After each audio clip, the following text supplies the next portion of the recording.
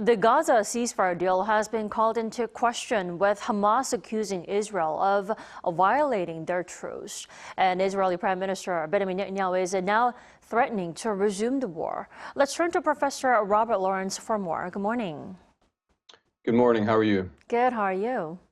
Doing well. Thank you for having me. So Hamas pointing to Israel for its violation of key provisions of the agreement.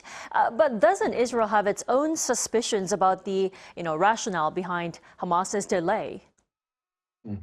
Yes. Well, on Monday, Abu Ubaida, the spokesperson for the Qassam brigades, the armed wing of Hamas, said that it was going to release the delay of hostages planned for Saturday until further notice due to Israeli non-compliance with the terms of the agreement.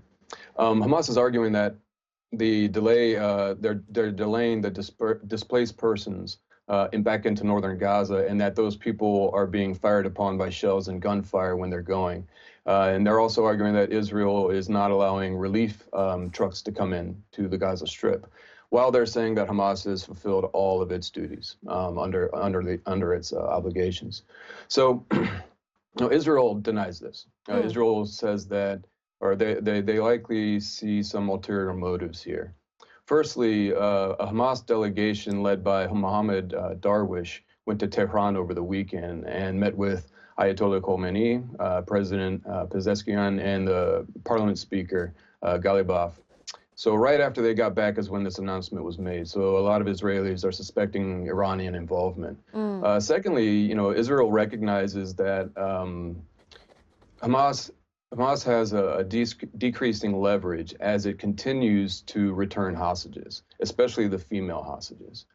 So it's likely trying to hurry Israel to the negotiating table for phase 2 while they still have some leverage. It is important to note that Hamas made this announcement 5 days prior to the Saturday deadline. Right. So I don't think that they're trying to kill the deal. If they wanted to kill the deal, they could have just not shown up or not delivered on Saturday. Well, Israel is determined to take actions. Israeli Prime Minister Benjamin Netanyahu now threatening to end the deal unless Hamas really lets go of those captives by this weekend. Do you think he'll actually do that? It's tough to say. There's a chorus of voices coming out of Israel right now. Former Minister of National Security Ben-Gvir and the Finance Minister Smotrich they're looking for kind of a fire and brimstone type reaction, all-out war. Opposition leader Lapid, along with the family members of the hostages, want the hostages returned, with the utmost priority and the utmost urgency. So Netanyahu is on the hot seat again. As far as I know, as of this morning, I believe that the Israeli cabinet unanimously passed a decision to reinstate full warfare if the hostages aren't returned by noon. So, I think as far as what will actually happen, it's probably best not to get ahead of ourselves. We'll wait to see if calmer minds prevail and if some better negotiation can happen. It's not inevitable, but certainly if the hostages aren't returned by noon, I think it's very likely that a resumption and an escalation of fighting will ensue. Okay, well, Trump also had to comment on this. Now, he said Israel should cancel the ceasefire and that all hell is going to break out. What do you think he meant by this?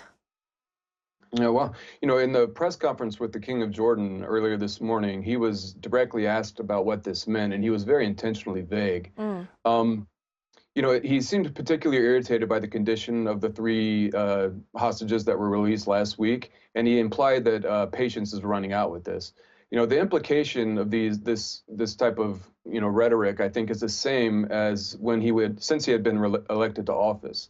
He's differentiating his approach from the previous administrations. So when the Biden administration, often publicly called for restraint, Trump's all bets are off type warning is implying that the misery in the Gaza Strip will deteriorate into something worse if Hamas doesn't adhere to the plan. So the obvious assumption is that this would come in the form of an escalation in kinetic warfare on Hamas. However, before he came into office, he did talk about, hell breaking loose all over the Middle East. So it'll be interesting to see if things don't go well on Saturday, what the scope of this reaction will be. He might have different targets in mind, like axis of resistance forces in the region. Well, some analysts point out that Trump's call for ethnic cleansing in Gaza is front and center in the ceasefire agreement breakdown. I'd like to hear your take on this. Well, Hamas didn't directly blame the president's plan for the Gaza Strip for the delay. But senior Hamas officials, one particular named Sami Abu Zuri, implied as much when he said that Trump has to remember that threatening language has no value and it only complicates the matter. Certainly a lot of Palestinians did not care for this proposal very much. I mean, I don't think it's going to be very popular in the Gazan street. But time will tell with that. It's still difficult to ascertain exactly what Trump's plan is. He said there would be no need for boots on the ground, but then, any significant U.S. presence in the Gaza Strip is going to be a big target. He said he would buy it. Then he said there was nothing to buy. His cabinet member said that it would be a temporary relocation. And then he said that Palestinians won't be able to return. So there are a lot of details that need to be clarified. Anybody watching him can see that his rhetoric, especially in the beginning of a negotiation, doesn't always match his intention. Right. I think he's probably trying to move the goalposts and get regional actors to take a bigger stake in the conflict and try to avoid, a repetition of the cycle of violence. So I think this transactional approach doesn't sit well with a lot of people in international relations. But I think it's more likely a negotiation strategy than an actual policy initiative. The reality of actually having an American takeover of the Gaza Strip seems a bridge too far. But he's a tough guy to predict, so we'll see. Well, lots of things are still up in the air, and I know we have to wait until the weekend to see what happens. But would you say Hamas may be wondering if it's even worth engaging in phase 2 of the ceasefire talks? Well, I think Hamas wants to get back as many of their people as they can, and they want to try to secure a permanent ceasefire in phase 2. However, Israel and the U.S. have both continued to insist that Hamas won't be able to rule the Gaza Strip after the conflict. So obviously Hamas is probably concerned about the sincerity of negotiating with both the Americans and the Israelis.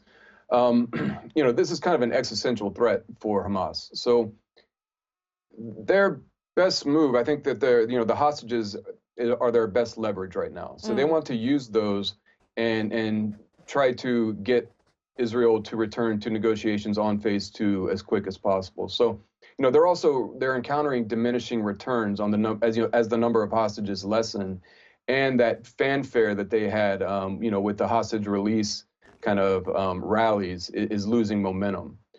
So they want to implement phase 2, but they want to do it quickly, cautiously, and with guarantees. And I'm assuming that they'll do so with contingency plans for if everything falls through and military conflict resumes. Alrighty, Professor Lawrence, thank you so much for joining us this morning. You have a wonderful day. My pleasure. You too. Bye-bye.